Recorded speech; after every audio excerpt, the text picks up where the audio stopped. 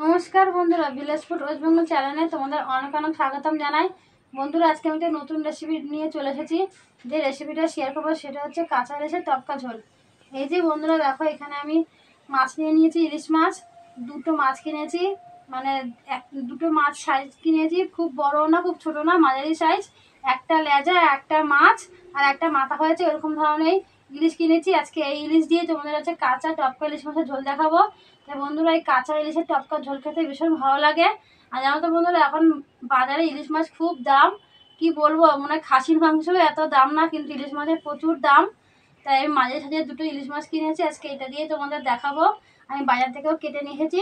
আমি মাছগুলোকে জলে ধুয়ে নেবো। তাই বন্ধুরা, তোমরা আমার পুরো ভিডিওটা কোথাও না কেটে দেখতে থাকো, ভালো লাগবে। প্রথমে আমি মাছগুলোকে জলে ধুয়ে নেবো। আর ইলিশ মাছ কিন্তু বন্ধুরা বেশি ধোবে না, একবার থেকে দুবার ধোবে। ইলিশ মাছ বেশি ধুলে কিন্তু স্বাদ থাকে না।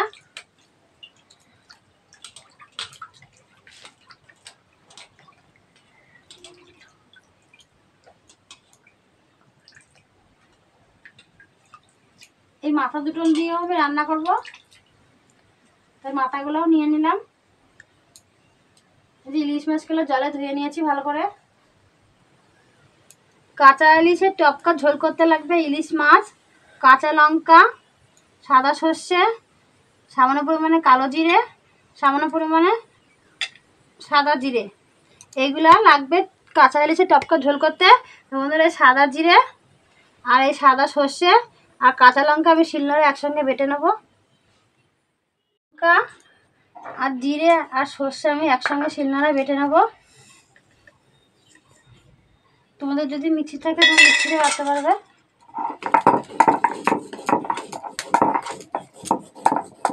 তো বন্ধুরা, এই সাদা সর্ষের সঙ্গে তোমরা যদি কটা জিরা দিয়ে বাটো, সেই মাছের ঝোলটা খেতে ভীষণ ভালো লাগবে।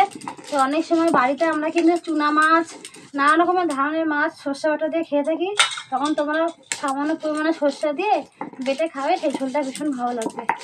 তাই আমি এখানে কটা সাদা সর্ষে দিয়ে সাথে আমি জিরার সঙ্গে একবারে বেটে নেব।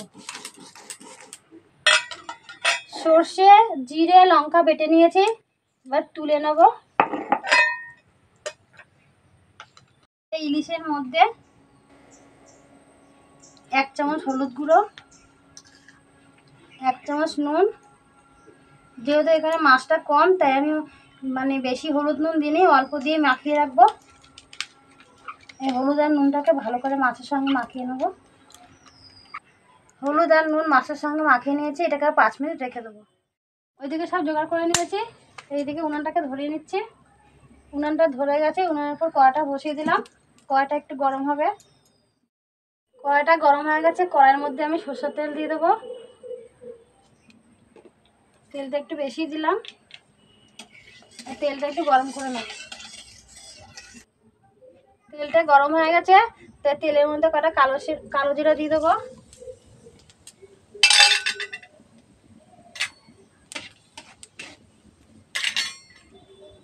চারটে মতন কাঁচা লঙ্কা দিয়ে দেবো।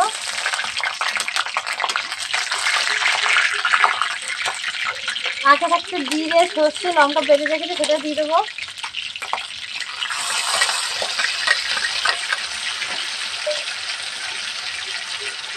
এক চামচ নুন দিয়ে দেবো।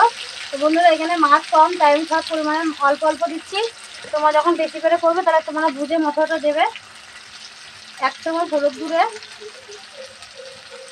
1 চামচ লঙ্কার গুঁড়ো, আর এই মশলা ধোয়ার জলটাও দিয়ে দেবো এর মধ্যে। দিয়ে সরষেটাকে কিছুক্ষণ কষিয়ে নেবো। মশলাটাকে কষিয়ে নিয়েছি, দেখো বন্ধুরা কি সুন্দর তেল ছেড়ে দিয়েছে। আর সর্ষে কিন্তু বেশিক্ষণ কষাবে না, তাহলে কিন্তু তিতা হয়ে যাবে। আমি কিন্তু বেশিক্ষণ কষাইনি, আর কম আঁচ দিয়েছি বন্ধুরা, বেশি আজও দিইনি। এবার এর মধ্যে আমি 1 বাটি জল দিয়ে দেবো। এবারে ঝোলটাকে ফুটিয়ে নেবো। ঝোলটাকে ফুটিয়ে নিয়েছি বন্ধুরা। এবারে কাঁচা ইলিশগুলো আমি ঝোলের মধ্যে দিয়ে দেবো। এই যে একটা একটা করে এইভাবে ছেড়ে দেবো।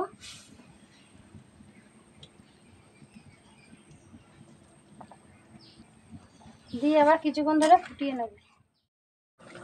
এই দেখো, অবশেষে আমার কাঁচা ইলিশের টপকা ঝোল হয়ে গেছে। দেখো কি সুন্দর, এটা খেতে কিন্তু খুব বন্ধুরা ভালো লাগবে। এটা নামিয়ে নেবো, হয়ে গেছে। প্লেটে ঢেলে নেবো।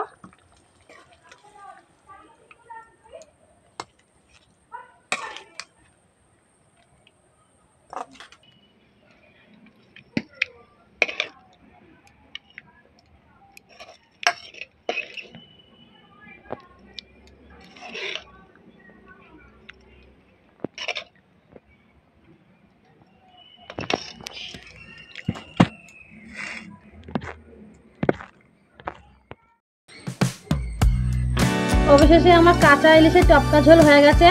আর দেখো বন্ধুরা কতটা সুন্দর লাগছে। এখন ও খেয়ে বলবে কেমন হয়েছে। কি দেবো? তুই তো লেজা ভালোবাসিস, দেবো? আমাকে লেজাই। ও কিন্তু বাড়িতে মাছ করলেও লেজাই খায়, লেজা খেতে ভীষণ ভালোবাসে।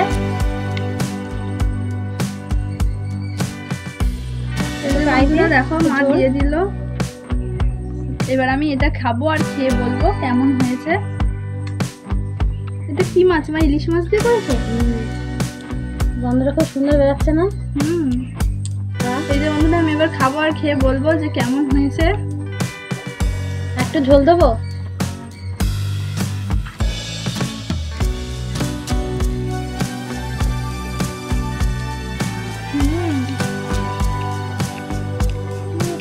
দারুণ হয়েছে। লেজাটা কিন্তু কাটা আছে, বেশি খাবি। বাড়িতে না বানিয়ে খেলে বন্ধুরা তোমরা কিন্তু বুঝতে পারবে না।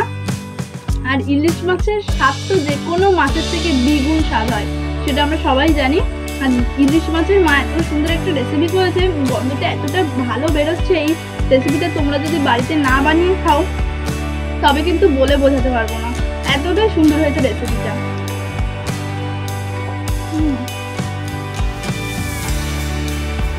খুব সুন্দর। এইরকম রেসিপি আরো দেখতে হলে ভিলেজ ফুড ওয়েস্ট বেঙ্গল চ্যানেলটিকে সাবস্ক্রাইব করে দিয়ে আমাদের পাশে থাকবে। আর এরকম রেসিপি আরো দেখতে হলে আমাদের পাশে থেকে অবশ্যই আর লাইক কমেন্ট শেয়ার অবশ্যই করে দিও। ধন্যবাদ। নমস্কার বন্ধুরা, আমার পাশে থাকো, আমাকে এগিয়ে যেতে সাহায্য করো। আমার ভিডিওটা তোমরা দেখো, তোমাদের ভালো লাগবে। আর আমার পাশে থেকেও আমাকে এগিয়ে যেতে সাহায্য করো। ধন্যবাদ। পরে দেখা হবে।